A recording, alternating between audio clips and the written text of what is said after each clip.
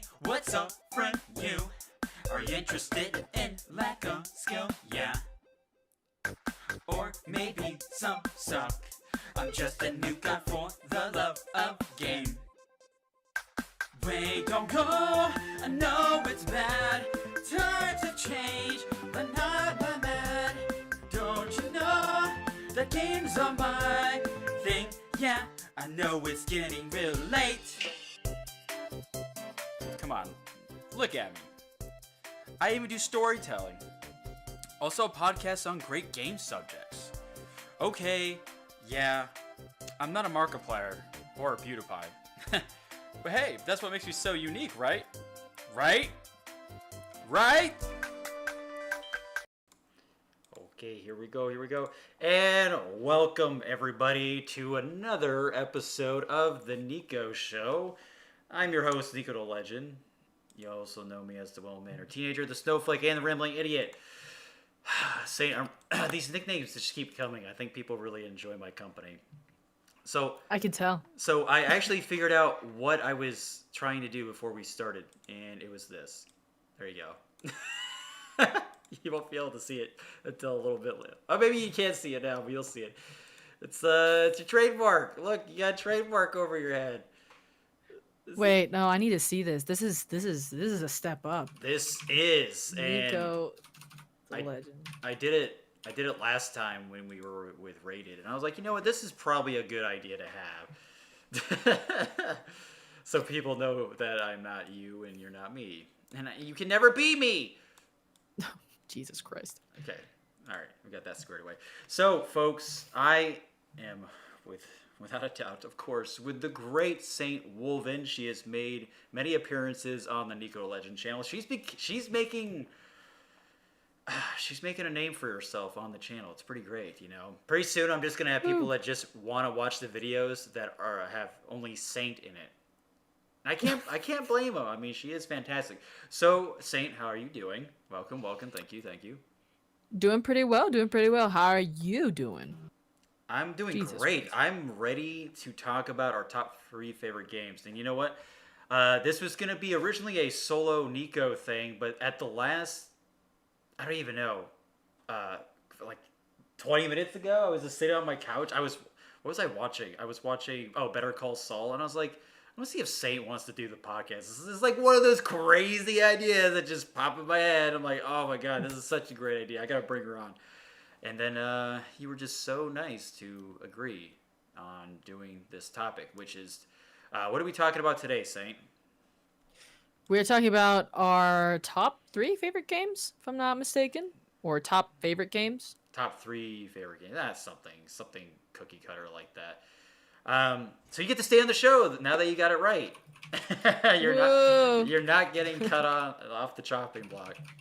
So this is kind of we'll get to introducing ourselves again with our links and stuff real quick, but doing the top 3 favorite games is no easy task because there are so many video games out there, so I can't wait to dive into that. But before we do that, let's talk about Saint. Where can we reach you today? Or anywhere, anytime? YouTube, Discord, Twitter, and Instagram. All Saintwolvinn. I like keeping it simple. All right, cool. Simple and clean. And then the links will be down below. So if you've first time coming to NIKO, if you ever find this somewhere on Spotify or on YouTube or wherever on Twitch, it's NikoTheLegend on the YouTube channel, then NikoTheLegend on Twitch, and then Twitter is NikoTheLegend, and then Spotify, it's the NIKO Show. But you'll see the links down below for sure, of course, without a doubt. And the NIKO Show eventually be getting its own channel, and I can't wait for that. To see the disappointment on my face when I stay at 0 subs for the longest time. No, I'm just kidding. So, Saint, I know a million things are rushing through your head right now. And like, who is NIKO? Why did he invite me? And is this over or not? is this little interview over? No, I'm just kidding. Our top 3 favorite games.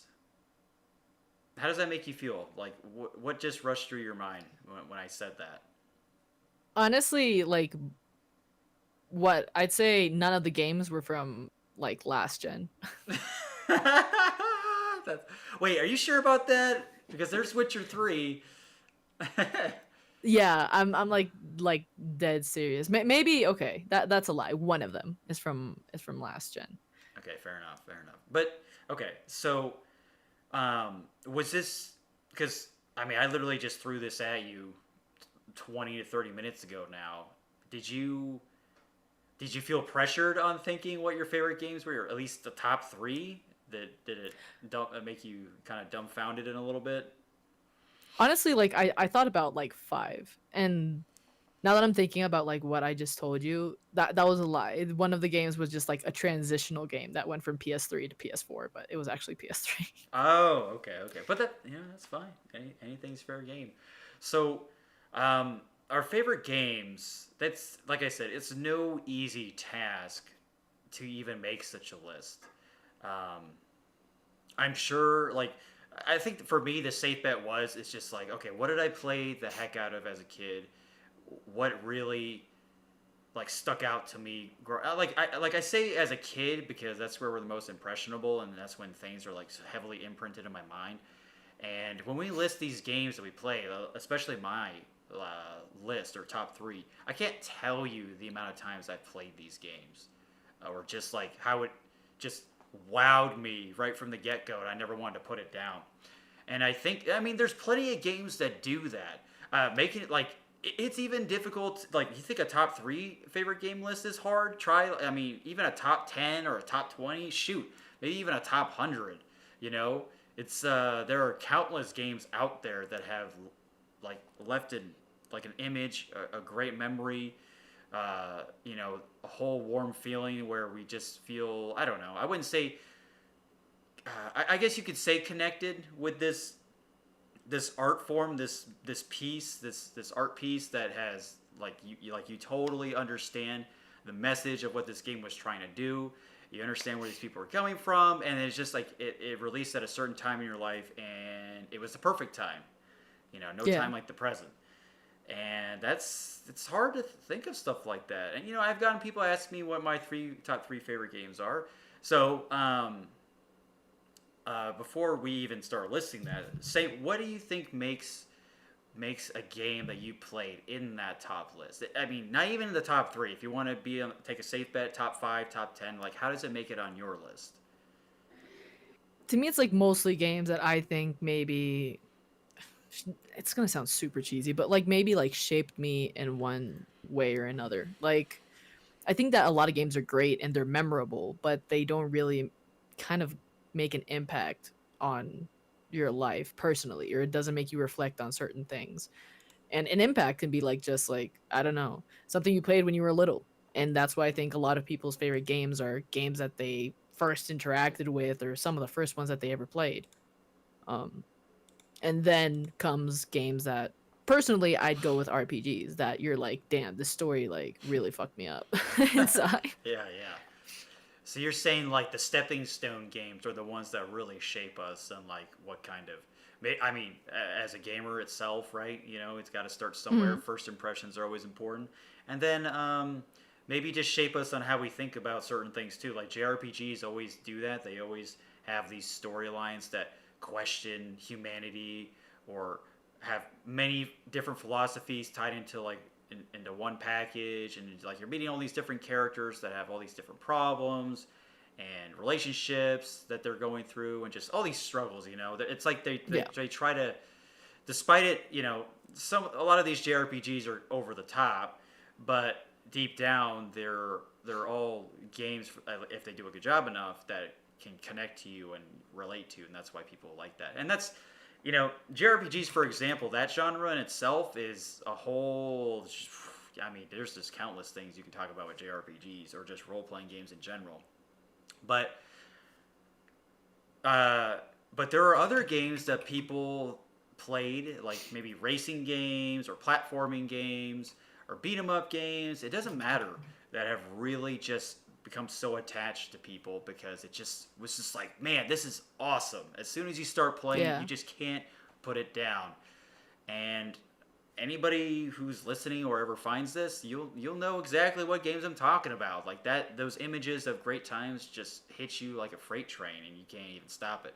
And it's like you always go on this. It's kind of a sad quest, but it's an emotional quest nonetheless. You try to go on this emotional quest to kind of relive that glory of playing that game for the first time and why and go back through memory lane and feel what you felt back in the day. You may not feel it as much as you used to because maybe you played it like a gazillion times or the first time's always the best time. But for the most part, it still makes you feel all warm and fuzzy inside, and there's a reason why you keep coming back. And it's amazing how many times that can happen to somebody playing a game. I mean, like I said, it could be the same game or different games, anytime, any place, anywhere, anytime in your life. We're always playing games that are kind of relevant to what we're doing in life and what we're thinking at the time. Wow, I didn't think this was going to go over really psychological here, Saint. It's kind of scary. But there's many reasons why we go into these types of games, for escapism reasons, like I'm sick of my 8-hour shift job, blah blah blah, 9 to 5, or the parents are fighting, so I need something to listen to, plug my headphones in and just, I don't know, play Call of Duty for a quick round or two to blow off some steam. There's always a very emotional reason why people pick the games that they play. Yeah. And that's why people get so over the top with this connection. Like they'll make their own video games, their own stories. They'll do cosplay. I mean, you name it. Like there's many ways to represent how much you really enjoy a game. I mean, I listen to all this indie music from all these indie developers, underground people that they're just like you and I, appreciate these games so much that they make music out of it. They make their own interpretation, their own message, and it's fantastic. Like that's like my favorite thing I've seen so far represented in the fans. More than cosplay, maybe not if they wrote a book or something. Writing a book, being inspired by video games is always great, but I'm just saying overall it's just awesome to, these people get that type of inspiration, like on anything, honestly. For example, with me writing my book, I'm inspired by countless different games and movies and music I listen to. And Saint, I can only imagine like all the stuff that games that have inspired you to do the things that you do. Yeah. To put you on the spot, is there anything that comes to mind that is like that, where maybe this experience inspired you to, I don't know, do a YouTube channel or talk about the certain games you talk about on it, or anything like that? Well, in my case, like something, I guess it's pretty present. In my case, Mass Effect was definitely what made me study engineering, and I love engineering, and it's great. I love it. Computer engineering specifically. I'm not gonna like study like, I don't know, fucking agricultural engineering. Like, yeah, Mass Effect has nothing to do with that, but it made me want to study like computer engineering because like I think that it's a field that kind of pushes, in general, kind of pushes humanity forward in a lot of techie spaces. For example, the computers that we use, the same computers that work on fucking Teslas nowadays. Like that's something we couldn't have even imagined 20 years ago. And now it's like, okay, rich people get to, have cars that dance and have funky music as horns or stuff, shit like that you never would have expected would have happened before. Yeah. So I would love to like one day create something even remotely close to something seen on Mass Effect. That'd be super dope. Yeah, Elon Musk is gonna invent what is it? Tesla hydraulics. Damn, what's that? I haven't checked it. No, I'm just saying. Like he'll invent something bombastic. Like everybody knows what hydraulics are. Like for a plasma beam, like a Prothean plasma beam. Yeah, but then like he'll add hydraulics, like little car hydraulics to like a space rocket, and it'll somehow make him $1 gazillion. I don't know, something stupid like that. Something stupid. It's Elon Musk. Whatever he makes is gonna be like stupid. Make stupid money. Stupid money. God, I want stupid money. I want stupid money. Oh my God, teach me. We all do. But that's great that you said that because Mass Effect is a prime example because it's a sci-fi game, and sci-fi games always have these crazy ideas that's thrown at us that seems impossible, but possible in the game, of course. And it's being explained to us that this is a possibility if such a thing could even occur. I always saw it as if you can think it and put it into form, then I think it's not possible now to make, but in the future, you know. I mean, you got to start somewhere. You got to have some kind of idea, some foundation, some dream, and Yeah. I mean, Mass Effect is probably a result of that. You know, like Bioware heavily inspired by a bunch of other different stuff throughout their lives, and they come together and make Mass Effect and stuff like that. And that's what I'm saying. Like, if you can take what you got from like all forms of art or media and turn it into your own device or own creation, that's the best part about this stuff. That's why it's so great to have these favorite games that you can talk about. Now, with that said, now we can actually go into talking about our top 3 favorite games. So, Saint, you're the lady. I'll let you go first. Some days I feel like the lady, but that's besides the point. Man, top 3. I'd have to go with E. Man, thing is that like number 1's easy. Number 1, I know it's Mass Effect. Like that's just hands down. Oh, number Just, like, 1. Okay. yeah, okay. number 1's Mass Effect, obviously. Okay, But number 2. I'm debating it. I'm debating it so hard. Okay. Uh, Between what? because Between like what? because I could go down to 4, but when it comes like, man, I think I like Dragon Age not because like of what it's. I think I just really really like Dragon Age. It is one of my favorite games, but I don't consider it like a game changer for me. I don't know if I'm Okay. explaining myself. So Mhm. let's go with the game changer game. So I go with Mass Effect, then Crash. First Mass Wow. Effect, second Crash, Dang. and third would be Sly Cooper. I love those fucking games, Oh my and no one gosh. knows them, and no one cares about them nowadays. But I love them. Dang. Well, Sly Cooper is forgotten, but Crash has had a comeback, Yeah, which is great, a resurrection. Crash 4 does look pretty interesting. Looks pretty nice. So wow, that's pretty sweet. So you have Mass Effect. That's a dynamo franchise right there. Then you have Crash, and then you have Sly Cooper. See, it's great when it's old. It's just old games, right? I mean, Mass Effect is pretty old now, and so is Sly Cooper and Crash. They've been around for so long. Um, Mass Effect is the youngest, and it's it's like like one per each platform, basically. right. So you got the PS1, the PS2, and then the PS3, right? That's it. Yeah, I think so. Yeah. Yeah, You see, I never got to. I played a little bit of Sly Cooper. I think it was a demo, but I never really got into it because PlayStation has always been like the last generation I get around to buy a console for. It's just how it's been. Like my family grew up with Nintendo, and then we went to Xbox, and then I was the only one in the family to buy a PS1, a PS2, and a PS4. I never owned a PS3, but it's always been that way. And nowadays, like Xbox is this last to me, just because yeah, I just didn't. I don't know. I have some good memories with the Xbox One, but they just didn't release that many great games in my opinion, like exclusives. And you know, I'm an exclusive person like that because I do appreciate when these original IPs release for these consoles. You know, but I do like to share. I do like how if they do go on multiple platforms later on, I don't know. It's like this tug of war battle.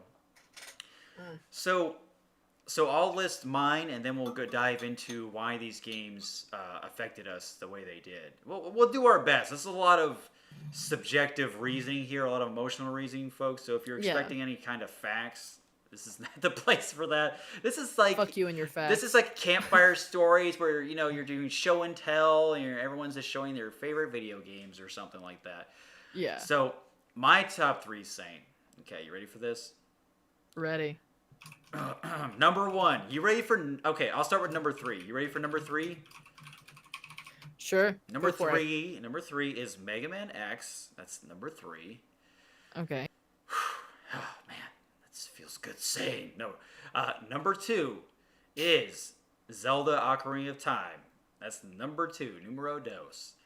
Okay. Are you ready for number 1? Are you Ready. sure? Super ready. Okay. I'm so ready. I have my beer. I'm like, woo. Final Fantasy 9. So ooh, Yeah, that's different. you thought I was gonna say 7? You joking me? How dare you think I'm There's wrong? so many people. I think like Final Fantasy VII is kind of like the Final Fantasy game people think about whenever like, oh, favorite Final Fantasy or Final Fantasy period. People like go to 7. Ugh, that's I'd because it's say. so mainstream and saturated, especially nowadays. Yeah. But it is my number 2 favorite Final Fantasy game, followed by 6.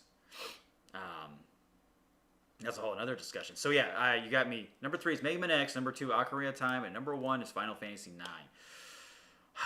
Saint, I can't tell you the amount of times I've played those games.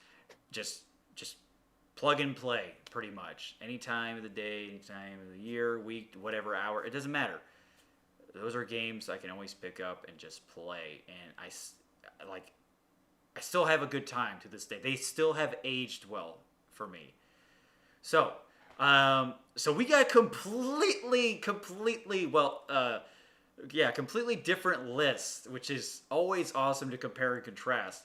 Mass Effect is in my top 5. If I did a top 5, Mass Effect would definitely be number 4. Number 5 would either be Chrono Trigger or Chrono Cross, another JRPG, but I can't help it. Yeah. But if I did a top 10, Skyrim would definitely be in there. Okay, so like I said, so you had Sly Cooper, you had Crash, you had Mass Effect. I had Final Fantasy IX, I had Mega Man X, and I had Ocarina of Time. Like I said, 3 completely different games. You have 2 platforming games, and then you have a action RPG. I think that's the action RPG, and then I have a JRPG. I also have a platforming game, and then I have an adventure game, which some people consider it to be a role playing game. But should I like specify like which Mass Effect, which Crash, no, which Sly? Because all of them are like no, it's trilogies. It's fine. I mean, all right. if you want, I mean, I know I picked specific games, but okay, it doesn't even matter. Like favorite franchises, it'd still be Zelda, it'd still be Mega Man, it'd still be Final Fantasy. Like I can even go that far too, or that more general. But these are just games that I'm just able to list top of the head. But if you like, if the franchise itself just help get where you are today with it being your favorite, then yeah, you can do that. It's no problem. I'm the same way. If I pick Mass Effect, I just say Mass Effect. And I don't even say which one. I just say the franchise or the trilogy. I can't help it because if you think about it, it's one continuous story, so it counts pretty much. Although not each game is up to the same quality, but same storyline. You can get away with it. Final Fantasy, there's rarely any of them that have the same storyline unless it's 7 or 13, and we don't talk about 13. But sometimes you get lucky with Final Fantasy games. All right, so let's start from the top with our favorite games. Okay, so which one did you play first out of your top 3? Out of my top 3, like first I played Crash, obviously. Yeah, Crash, Warped. Okay, the third one. Nice. Like, you know what? Those games are fucking hard. Like, I always consider myself good at platforming games, but there's something about Crash where I just suck so bad at it. I don't know if they just make those games really difficult on purpose, but this is coming from a guy who's been playing the OG Mega Man on the original Nintendo and Mario and Zelda and shit like that. Mega Man games are ruthless, and I can't beat Crash. To me, it's actually like the other way. Maybe it's because like I was raised with 3D still being a thing, like finally being a thing. Yeah. But like, I've played on a super like one of those Super Nintendos, like the mini ones, and I don't know what Super Mario I played, but I suck so much at it. Like it's so sad. Yeah. Like all those like Mass Effect kills and Crash level passing, they aren't worth shit Dang. in Super Mario. Wow. That's nuts because like it's like on the other side of the spectrum for you because it's you probably grew up playing PlayStation more than Nintendo or Xbox, right? Yeah, I never played Nintendo ever. Like the old Nintendos, I never played them. It's it's interesting that way because Sorry. by oh god, I thought it was an earthquake. It's interesting because these games reflect on who you are, right, and what you like. as a kid or as an adult, whatever you want to, however way you want to put it. And also, sometimes as kids we don't have a choice. If we have siblings, we don't have a choice on what consoles we really like because usually the older sibling has it before you get one. And that's kind of how it was for me. I didn't have my own console till the N64 came out back in like I got it like in '97. So and I was born in '89, so I was playing my brother's like Nintendo and then Super Nintendo. Never owned a Sega. Didn't like I said didn't own a PlayStation for the longest time. So I was just kind of just we were just little Nintendo boys for a while, and lo and behold, the origin story of NIKO, I believe it's either Super Mario Brothers, the first one. It was my first game to play, which is a lot of people's first game around that time, or Mega Man 3. And Yeah. I was like, that's a game I was super attached to. But then, Mega Man X came around, and when I played that, I just like couldn't put it down at all. And I mean, you could say that about any of the other games. So with Crash Saint, what did you like about Crash? Why was that like the Saint game? I don't know. It was so cool. It's also like a topic of like availability. I the PlayStation that was at home wasn't mine, so I think I've told you before that my parents were used to be immigrants in the States, right? Yeah. And they went with my uncle, so it was them three and me. And my uncle had the PlayStation, so he bought Crash. I never played the first one. I played the first one like I don't know, a couple of months ago. Yeah, yeah. And And you're like, why? yeah, and I started with Warped. I've always had this thing about like starting with the last games. Like it happened to me with Mass Effect, it happened to me with Sly, and it happened to me with Crash that I started with like the third game of each of those. I don't understand why, but it is what it is. So Wow. I just thought it was cool. Like I don't know, like nowadays you look at it and you're just like, man, this all these pixels and crap like that. It has its charm, but like back in the day, I was like, whoa, this is tech right here. Yeah. Like we're seeing 3D, we're seeing all these like vibrant colors. Dang. You would see the mask just Crash doing whoa. It was Whoa. great. Whoa.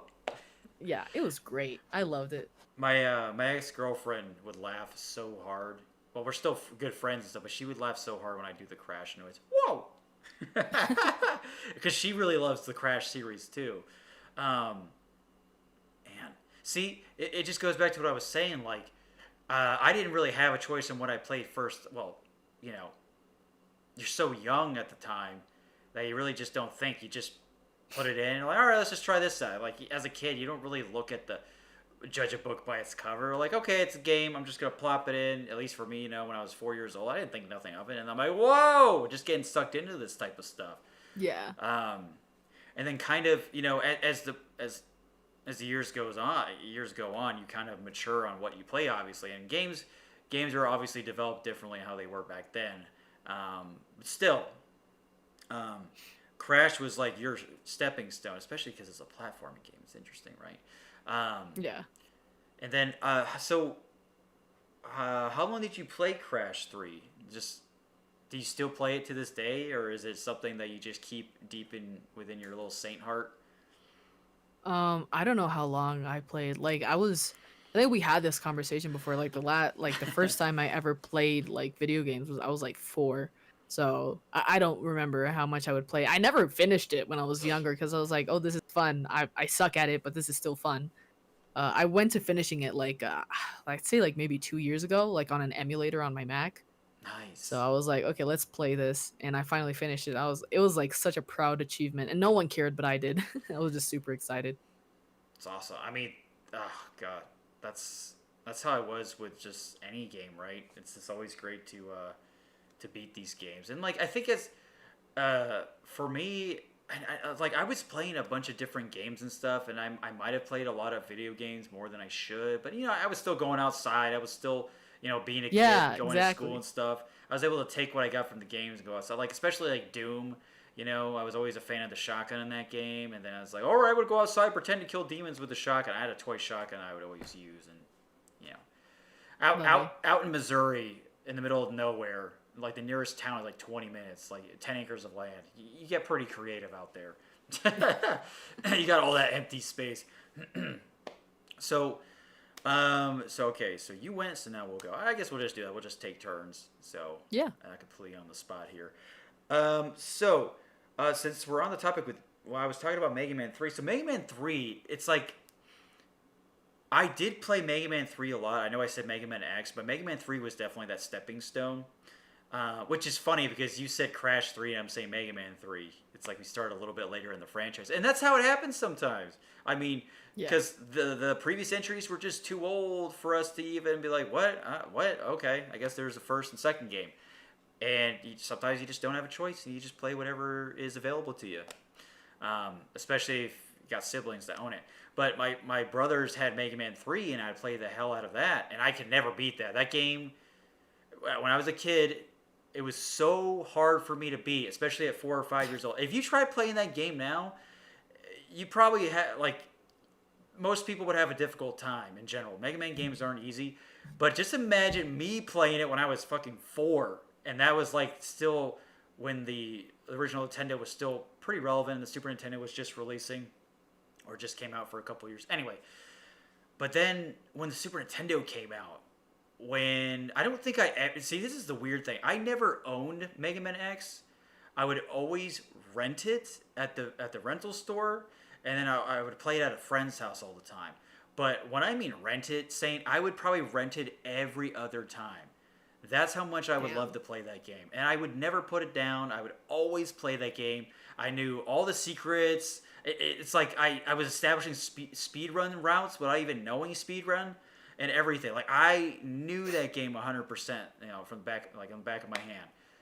And nowadays, I still remember where everything is, where all the enemies are at. Like that's how much it's been an imprint in my head. Like Mega Man 3, Yeah. I can't do that anymore, but Mega Man X, I could still do.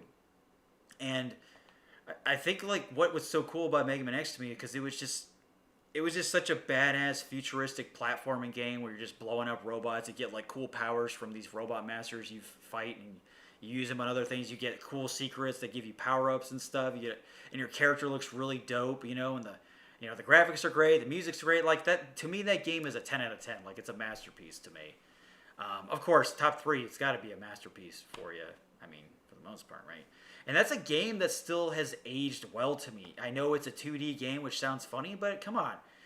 Those things, 2D games or sprite animation, it's like watching an animated Disney film or an animated film Yeah. where they draw it all out, right? Like old school style. It's timeless. That's what I mean to say. It's just timeless for me. And that's why a lot of people can go back and play these games, because they've just aged well too, and they're just timeless. And like not to cut you off there, but There you that go. what you're saying with the like illustration things, it reminds me a lot of Cuphead. Like, dude, that shit was super popular, and it's because like yeah, like 2D games still have this Yep. huge charm to it that you just don't get with 3D, because everything nowadays is super high quality. It needs to be super It's realistic. got to be Saying a billion something, dollar budget, triple A. yeah, saying something a little bit like, you know, I don't know, a little bit more, I wouldn't say down to earth, but let's More say less modest. budget or more casual, I guess, like cartoony and stuff like that. I think that's super dope. Sorry. Well, I just had to say it. well, like the indie games, the double A games they're great. I mean, there are plenty of indie games out there that are better than like the Call of Duty games that come out once every year, or Assassin's Creed. I mean, look at what Undertale did back in 2015. Like I never really played that game, but that was a game almost everybody was playing at the time and putting on their YouTube channel, especially YouTubers. Oh my god, I can't tell you how many times people were streaming that or putting it on their YouTube channel. So, like I said, Mega Man X they hit all the cool vibes. I felt like a badass robot type hero, just blowing up robots and saving the day. It just was such an awesome experience, and that's why I liked it. But it was just fast, quick, to the point, no bullshit, and it just accomplished everything I wanted in a game. That's why it stuck at number three. Like I said, a lot of these are going to be subjective emotional attachment and feelings explaining this, so it's not going to be that great in the detail. But it hit all the right marks. It's a game that I can just still pick up and play, and like I said, it literally is no bullshit. You just press game start, and the game starts right away. There's no cutscene or anything. You just go. And that's what's so awesome about it. It's to the point. Okay, Saint. So let's talk about Sly Cooper. What did you like about Sly Cooper? For some reason, I could see you liking Sly Cooper. I don't know why. I think maybe you are a Sly Cooper deep down. A Thievius, sneaky, a a thievius sneaky little raccoon. rascal. You stole my heart, Saint. You stole Creepy Writer's heart. Oh You no, thievius raccoonus. take Okay, it back. I can't. Um, My shame. what like okay, so same thing as the other two. I started with Sly 3. If I'm not mistaken, it was called Honor Among Thieves. Ah, The yeah, second yeah. one was like Band of Thieves, and the first one was just Thievius Raccoonus. I think that's how those were called. I honestly don't remember that well. Yeah. But I love the third one, and I went to understand like the logic behind it after I played the first one. Like I literally completed it like a couple of months ago too. Wow, that's um, cool. and it's cool because it makes me like it even more. I like the idea of being like a thief. It's Like I cool, think right? honestly, Yeah. if like okay, the thing is that like there's obviously a whole moral thing going ethical and crap like that. But honestly, I'd be super happy being a thief. Like if I were to do something illegal in my life, I would just rob people blind. And I was right to relate you to a Thievius raccoonus.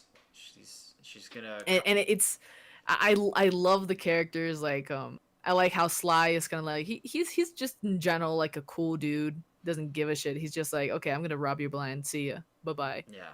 um He had a and I slick really demeanor. liked it. What, sorry? He had a slick demeanor that you Yeah, appreciated. it has a slick demeanor, exactly. And to me it was super dope because I don't know, like I think that was the first game I remember playing and like recognizing that I had fun with it. I think that I was pretty young when I started playing Crash and I didn't know half of what I was doing. I was just, ooh, Okay. jump is X, square is just spin.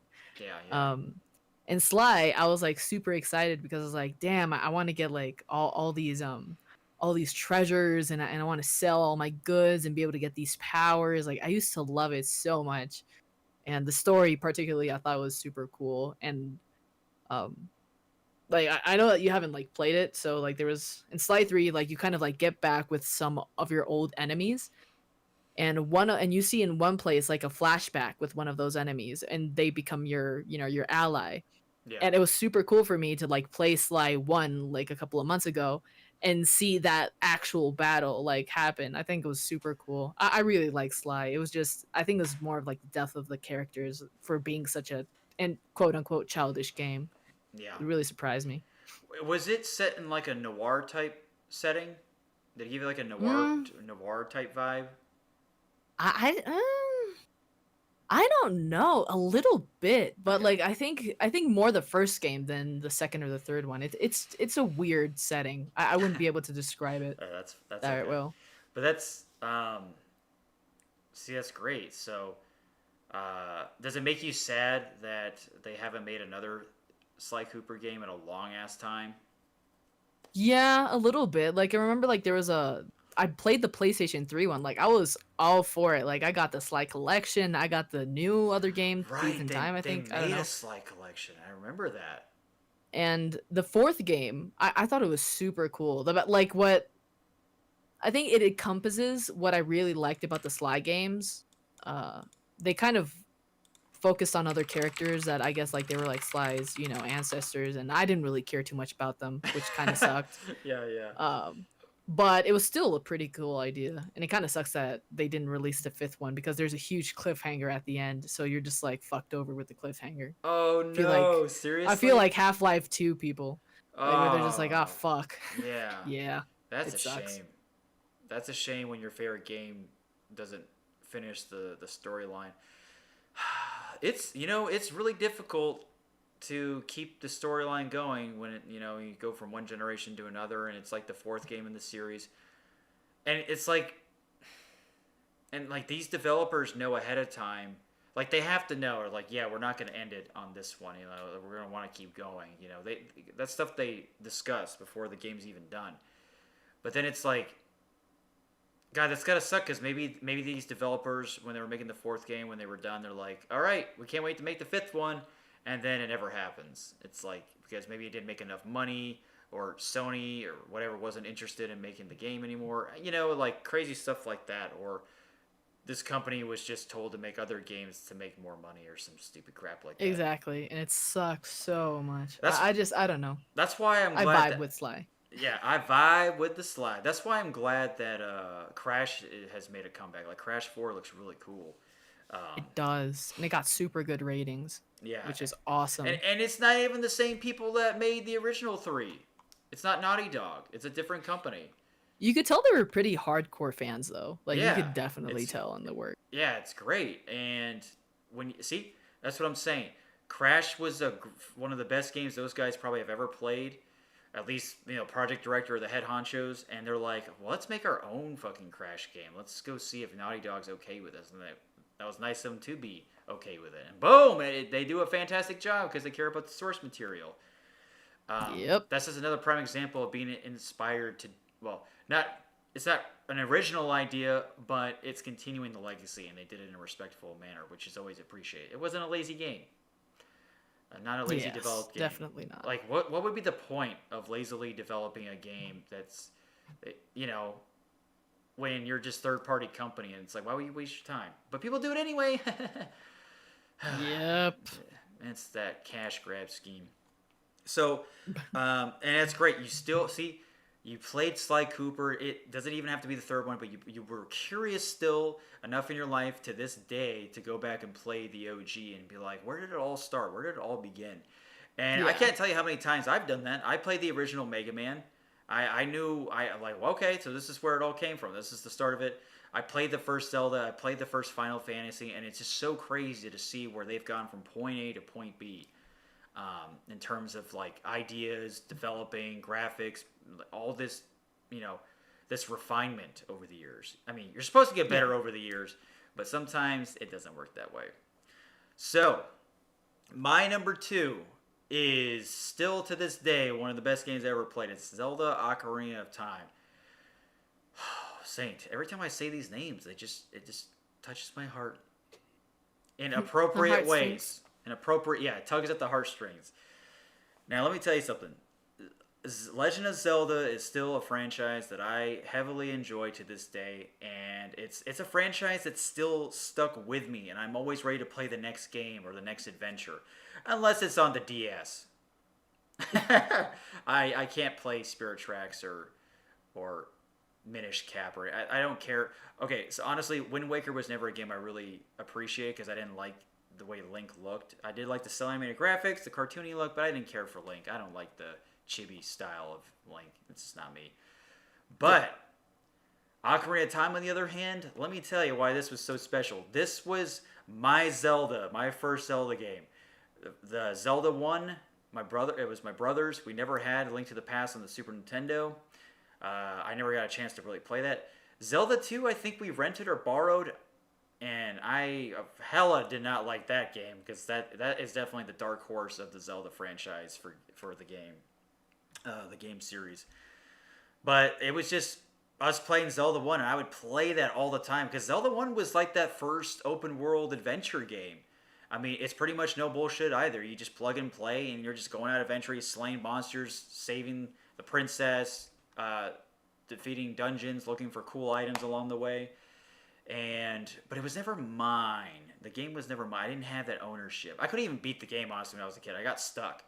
I just got lost in a dungeon or something.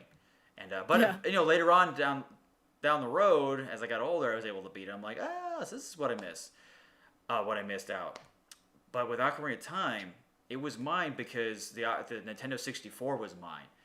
And this was the one game that I did all my homework on, that I was like reading up all about it, like in gaming magazines, of course, commercials on TV, because the internet was like brand spanking new around that time, and everything was using like DOS still almost. They're using CD-ROMs, but it came out in 1998.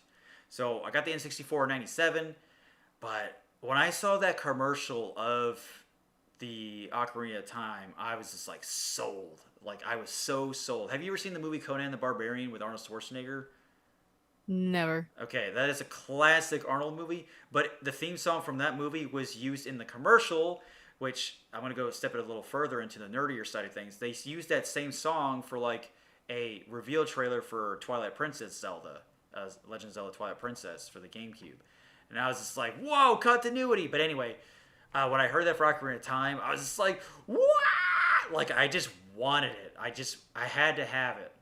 And when it came out, I didn't get the first copies where like the first batch was gold. That you get gold cartridges. They did that with Majora's Mask, the one that came out after it. But it wasn't that much later. I think I got it like a week later after it came out. So I was fine. But as soon as I got that, I would get up every morning before school, which school bus would arrive at 7:30. Like I said, I lived in the middle of nowhere, so it would take a while to get to school after getting on the bus. So I had to get up pretty damn early just to start playing it. I remember ass crack of dawn playing it, beating the first dungeon, and I was like totally hooked onto it. Then I went to school, and then school was over. I come back, and that's all I would play. And my brother and I, my middle brother and I, would play the hell out of it every single day. And even when I beat it, Saint, it was just like Mega Man and Final Fantasy IX. I just kept starting over and playing it again. Or I just kept playing the final that I got all the way to the end. I just kept beating the game over and over and over right then and there. I just, like I said, start over. And this is a game that I was just like, really just... It gave me everything I wanted because I'm always a sucker for like fantastical adventures, like creatures, magic, swords, and shields. The typical boy thing, growing up, being a knight or being a savior of a princess. That trope, that archetype that guys like to look up to. And that's what it was for me. And okay, so here's the thing. So as a kid, you play with action figures and stuff, and you make Barbies, whatever you want to call it, and you kind of make up your own adventures, and you do the action figure thing, right? You just like, there's a new story every day. It's like a sitcom you invented.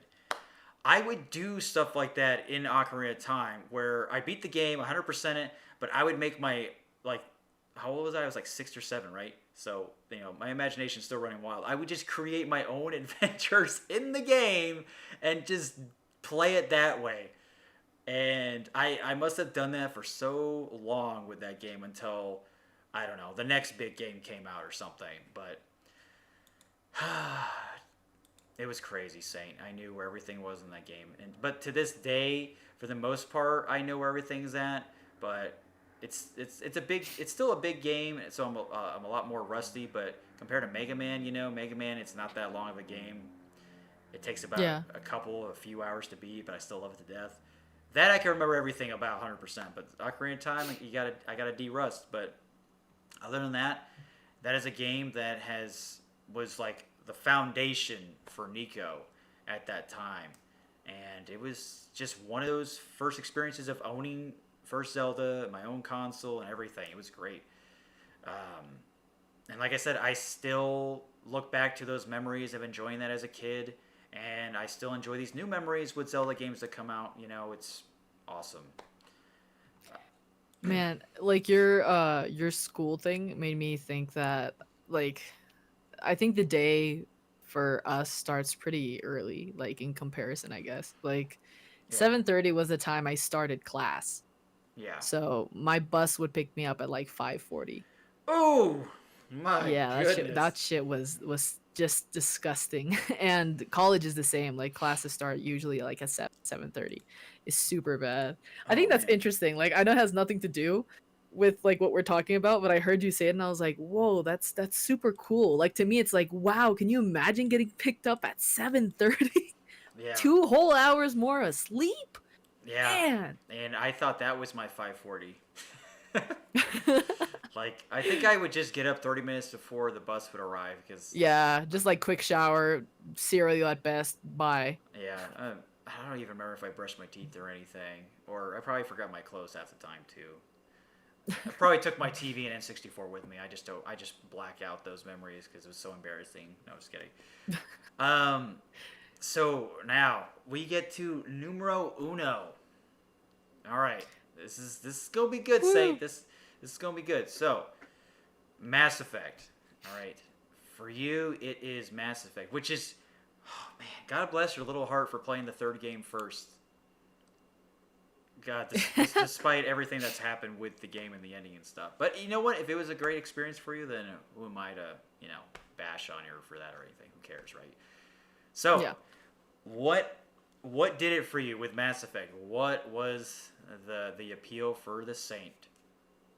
For me, it was like ever since I was little, I wanted to like the stupidest thing. Like I either wanted to be an astronaut or I wanted to be a scientist. Okay. So I kind of got both of those in Mass Effect. And in my real world, scientist. I don't know. Engineering is a weird thing, but um, it's man to me it was everything, dude. It was like it was the characters. It was like all that freaking fancy, like an Omni tool. Like I thought that shit was dope.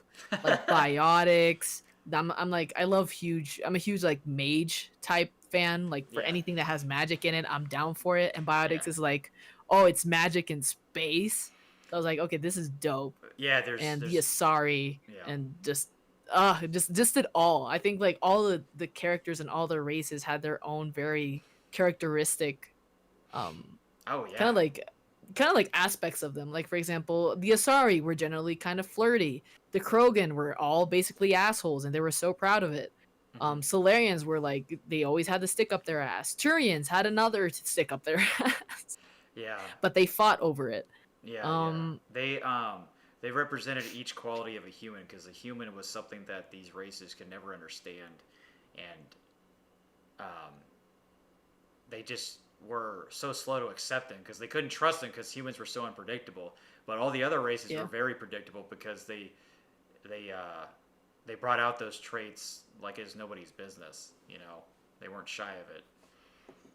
Yeah, so to me, dude, to me it was like the mix between all of that, like the story, how attached you got to the characters, um, and just like seeing all those futuristic things and the Normandy and all that stuff. I was like, damn, I'd love to see if maybe obviously not probably something like Mass Effect, but hell, you never know. Maybe something like that, like an Asari or something like a Krogan exists somewhere and we don't know about it, or like it made me ask myself all those questions and be like, shit, I want to do something with my life that helps with those questions slowly, gradually, Yes. whatever.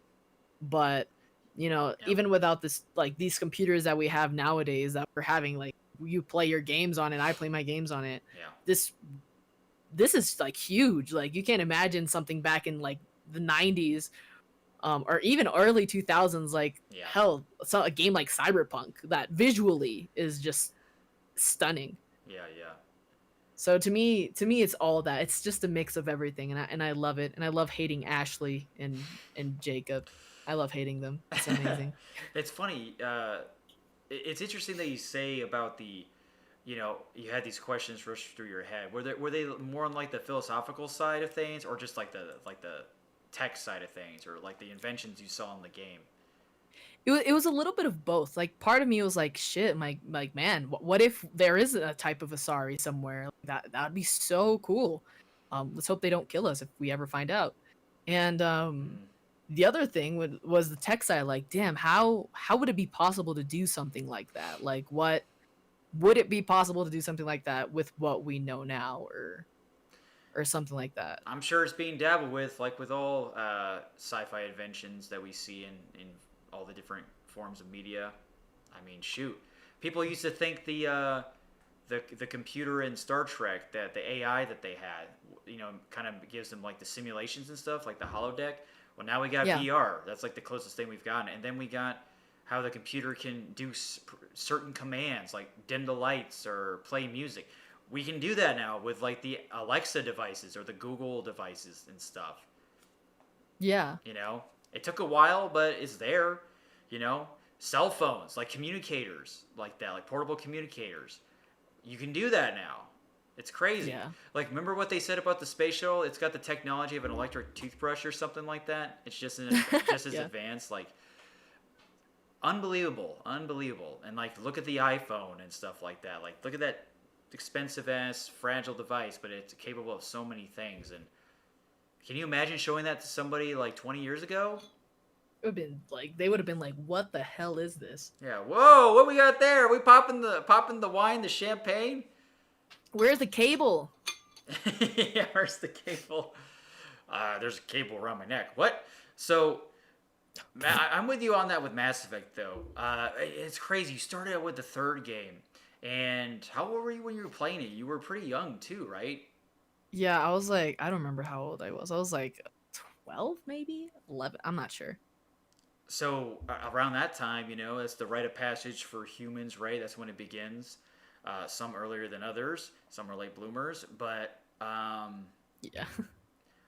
maybe that was a game that just connected you on that kind of emotional level. Because there's like, because when you're growing up like that, you're going to like a high school, and you're meeting new friends, you're getting used to like a new system and stuff. It's like this totally alien type of thing. And then like Mass Effect's kind of the same way. You're meeting these new people, and you're like on this ship, and you gotta accomplish this crazy goals, and make a name for yourself. Uh, Maybe Commander Shepard was like that archetype for you, to look up to, or just any of the people in the group. Maybe you wanted to just have those friends as friends in real life because they're just way cooler than humans. Humans are just pretty boring, right? This is oh look, another human. Seen that? Wow, she's got an ass. All right, Wow. she's this guy's got pimples on his face. All right, cool. I've seen that before.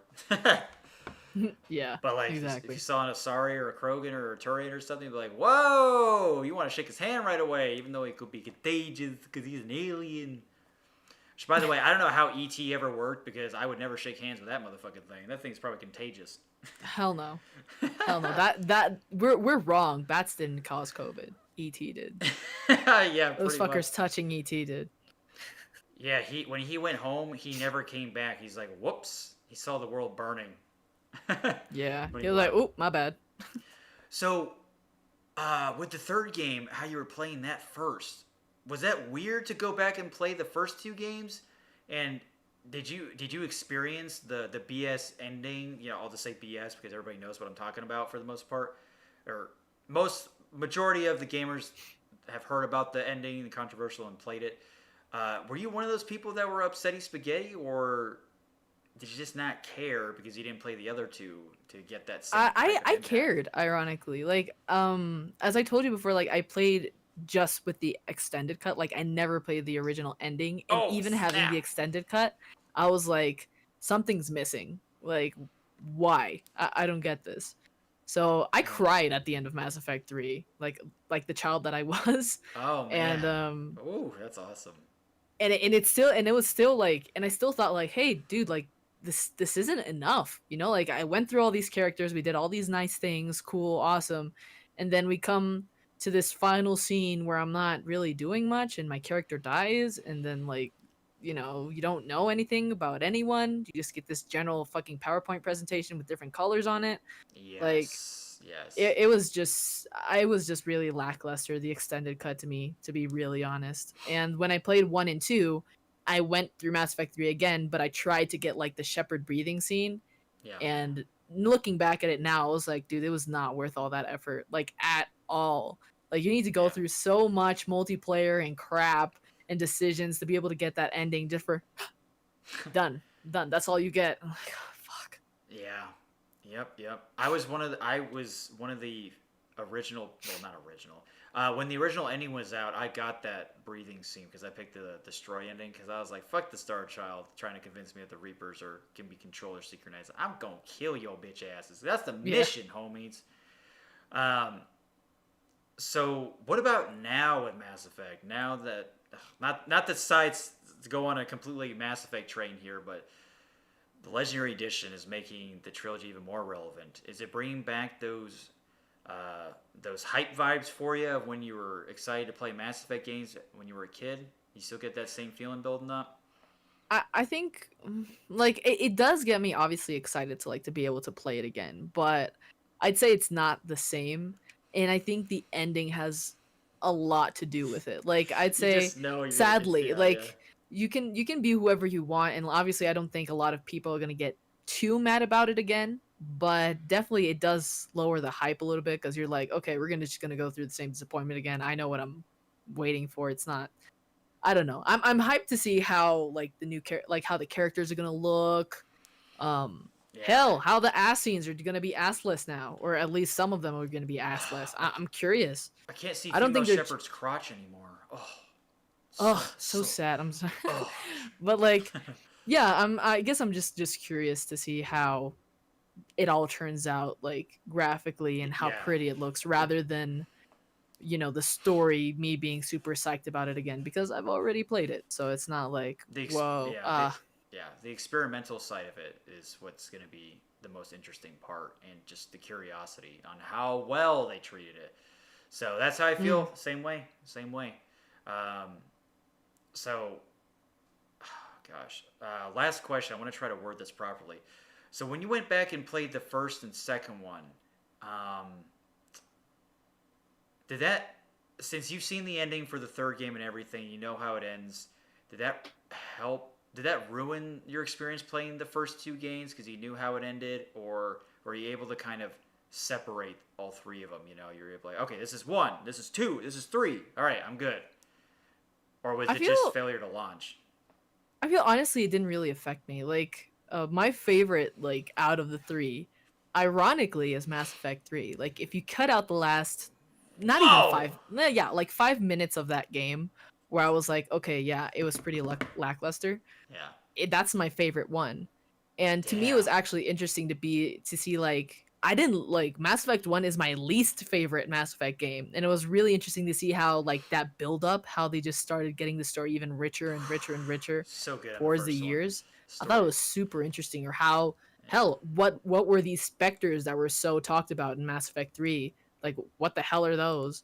Yeah. Why is Shepard so special? Like, all those kind of, like, questions I think I had in the first my first playthrough of Mass Effect 3, I think they were solved playing 1 and 2. I didn't really think about the ending while I was playing them. Well, that's good. That's because like each game sucks you in so well to where you're like, whoa. It's like its It's own. its individual story. Yeah, it's like its own entity. So it's got an overarching story, but you got the smaller things you got to do, which distracts you from the overarching. Although they do a great job trying to remember, be like, hey, remember you're doing this type deal, and like Yeah. I can't tell you the great Mass Effect 1 when I first played that Saint, I was just hooked from the get go. And man, when I, like, of course it's janky as all hell and hasn't aged well, but that story is still there. Those characters and dialogue and choices Yeah. you make, they're all there. It's just the gameplay that's, suffering. But oh my goodness, I can't tell you how epic it was when I first played it. And I've told you about it countless times, but my brother and I would just he was in the room when he saw the ending with me, and for the first game, and that last mission all the way up to the credits was just we were like, "Whoa, this game's awesome!" So that's why it's in my top 5 Mass Effect, the trilogy. Yeah. Nice. All right, now back to me, and then we'll do closing statements, closing thoughts. So I don't hold too much of your time, of course. But this has been fun. I like going down memory lane. It's always awesome to do this, to kind of remember. You got to know your roots. You got to know where you come from. This stuff can happen at you at any time. There's plenty of games coming out to to take the number 1 spot. Although it's pretty hard to take down nostalgia. It's pretty hard to overtake that. So, with that said, my number 1, like I said before, is Final Fantasy IX. And I loved how you were thinking I was gonna say Final Fantasy VII. That was great. Yeah. That was like a skirt. Like wait, what? Yeah, a little bit. So let me tell you something.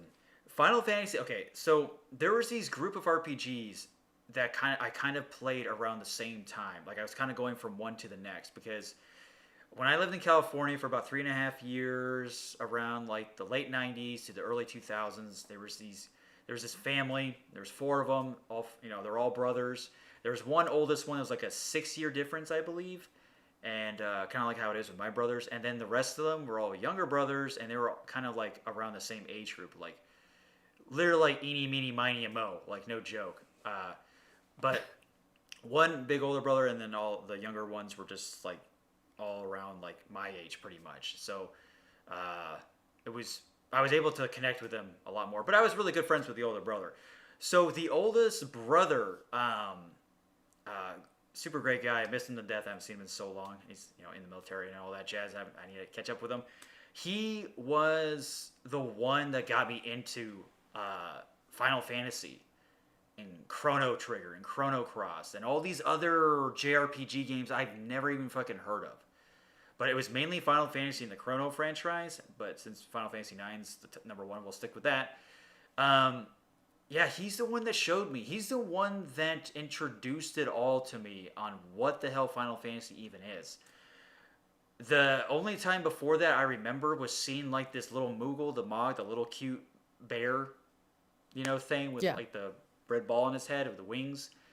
I saw that in an Electronic Gaming Monthly magazine. It was an advertisement for Final Fantasy III for Super Nintendo, and I'm like, what the hell is this? I just never thought anything of it. I'm like, this is weird looking.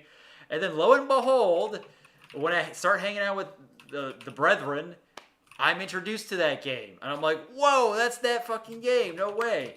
So, I'm trying to remember. I want to say, like I said, I was playing 9 or 7 around the same time, but Yeah. like I had a good time with 7, but I wasn't really a fan of like the whole steampunk thing. Okay, that didn't really hit me right away because that wasn't like a NIKO thing. Because like I said, I'm all about the castles, the magic, the mystical shit, right? Okay. Unicorns, sorcerers, that's just how I was brought up. Why do you think I love Lord Yeah. of the Rings and Star Wars so much? Now, I never played Final Fantasy VIII. Like that never even crossed my mind. Like I never really played it as a kid. I tried later on, and I just couldn't get into it. I just couldn't do it. I even tried it last month in RPG month, and I hated it. I still hate it to this day. But Final Fantasy IX, all of my friends, or the four brothers, or at least 3 out of the 4, because the oldest like 100% all those games, and he was like kind of done with them. So we kind of got like the leftovers of it, right? We were able to play it once he was done. We would all play that game. We'd all play the Final Fantasy games, and 9 just stood out to me the most because it had what I wanted, like how it was in Zelda Ocarina of Time. It had those mystical creatures, those characters, those worlds. And Final Fantasy 9 is bizarre on like the character designs that they had. They're really strange, Saint. If you ever play Final Fantasy 9, they're not like grotesquely weird to where you can't like be like, oh, all these characters are super ugly. No. They're just uniquely designed, and they're like, why would someone wear this? Like, there's a guy who has a belt on his head, and you can't even see his eyes. Like, it's so weird. There's weird designs like that. Yeah. Like, I don't know why he has a belt tied around his head. It's bizarre. It's like he's got a pilgrim's hat because pilgrim's hat had like a little bit of a belt, but no, it's just a flat out belt. There's this queen who looked human, but she was she had a green skin. She looked like a mint chocolate chip like ball or something, mint chocolate ball or Lovely. something. Like it's weird shit like that. There's rat people, there's frog people, there's all kinds of it had all that fantastical stuff. And for some reason, because of it being so bizarre like that, that's the type of imagination that I was so attracted to. And I can't tell you how many times I played the intro for that game. Like the opening, like the prologue for it, from when the game starts rolling and when you get to the overworld, which takes about a few hours to do. It's no small it's not like you can breeze through it, but at your first playthrough and stuff, you're just like, holy shit, this is awesome. I mean, the game just sets it up to where it's like opening a book to this huge expansive world. I'm getting really nerdy with this, so bear with me. It just shows you this awesome cutscene of like what's going on, what the city that this giant airship is flying into. You see this weird distant memory that one of the main characters has, this princess trapped in a castle, so you kind of got an idea what's going on. And then it just zooms into the airship, and then it goes to the main character, and then like all these really crazy cool things happen on there on out. And it was just such a fantastical thing for me because you rescue a princess, right? You and your group of thieves friends on the airship, or you do a play, but it's disguised as a kidnapping, and then all of a sudden, a plot twist, the princess wants to be kidnapped, so you're like, oh, okay, this is weird. And then, you're trying to escape. You do, like I said, a play. You do, like, all these performances and stuff, and you eventually get to this evil forest, and you escape from it. Anyway. That's such a clusterfuck of so many things. No, but it's great, though, because it takes its time. I'm just summarizing it. Like, it doesn't, like, for me, it just did a fantastic job. But along the way, you get to see all these characters and stuff that are introduced, and it's like right away you're able to just see their distinctive traits and personalities. And anyway, that game pretty much gave me that same feeling all the way through. It is a game in a world, especially in the Final Fantasy franchise. We all have our favorites. That one, still to this day, is number one. I can still pick up and play it, right? Just like with the other games that we talked about. Yeah. And that game is what I always go to if I ever want something to play where it just gives me that like imagination back, right? Where it's just like all these crazy fantastical worlds or levels or creatures or characters. It's just got all of that. And it somehow was cohesive. It made sense in that game. It's weird how that works. Um, and yeah, it also helps that it's got the medieval fantasy type vibe. But it's like I said, it's done in such a bizarre fashion that it's medieval fantasy, but it's not like your typical like King Arthur's Tale type medieval fantasy. It's so great. So Okay. anybody out there want to try a Final Fantasy game for the first time, I always recommend 9, or you can go with the mainstream 7 one. But 9's aged a lot better than the original 7. 7 looks like crap. That's why you play Looks the like remake. Play-Doh. Yeah, and I can't wait until you actually play the original 7 Saint. You're gonna still enjoy it, but you're gonna be like, wow, this is really dated. I'm like, no wonder they made a fucking remake. Um, I think I'm gonna be like, okay, this is why people are so mad. All right. yeah.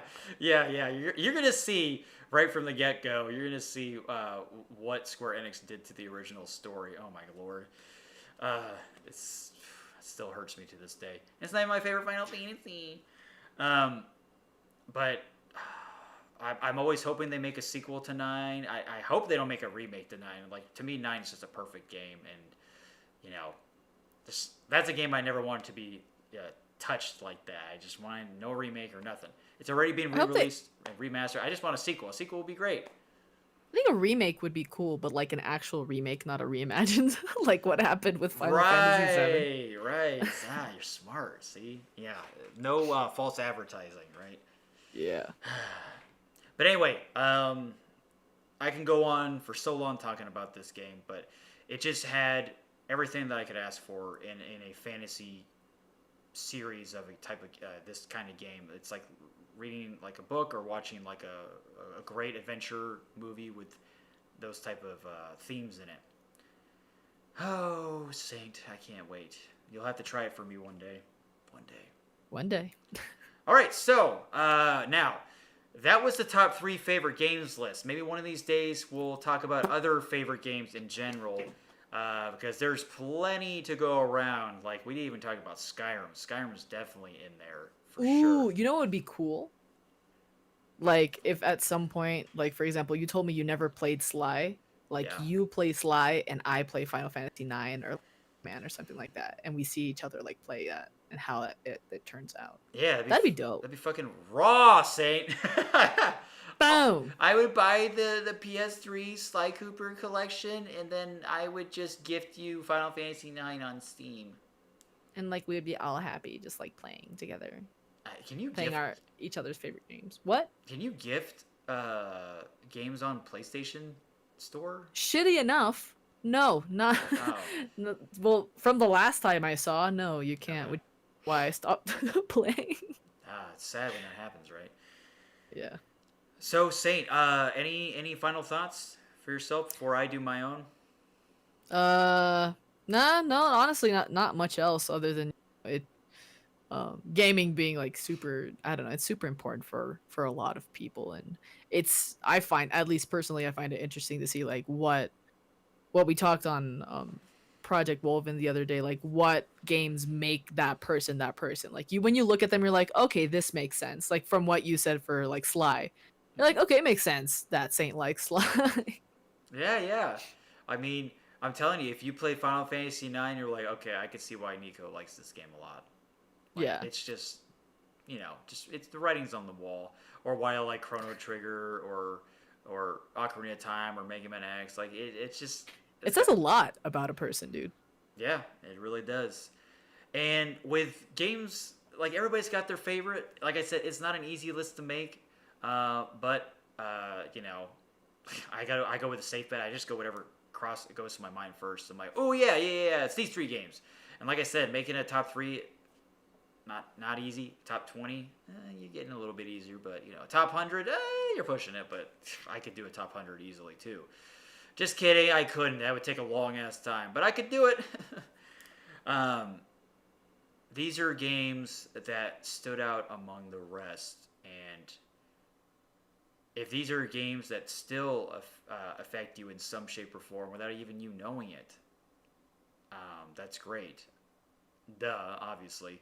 And if it's inspiring you to create your own things in life, like I said, not just games, but music, movies, books, just art in general, which video games are just a collaboration of all these different artists coming under one roof, which is always awesome to me.